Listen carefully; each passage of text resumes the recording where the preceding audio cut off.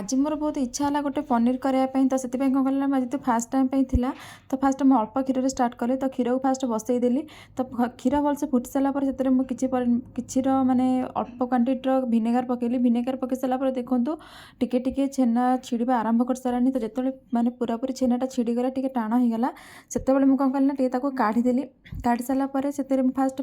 किसी नॉर्मल पानी बरफ आनिक पकेली ता सहित गोटे सफा कना को धोईकी आइली धोईकी आनिकी कौन कले फास्ट चा छुना छाणीदेली छाणी सारापर बाकी छेना को कौन कले से कपड़े अजाड़ी से बरफ पानी पकईदेली पकईकी कौन कली ना जोटा कि आम शिल थाए शिलटा को रखीदेली कहीं भितर जहाँ भी छेना पानी थी सब बाहरी जी तो ये देखो बर्तमान मोर रेडी होगा रेडी हो देखा टे सफ्ट भी थिला तो तथापि 400 ग्राम कि 300 ग्राम हम पनीरटा तो देखिए बहुत खुशी लगे कहीं मोर ये जेहतु फास्ट टाइम थिला तो परफेक्टली पूरा होता मस्त होता पनीरटा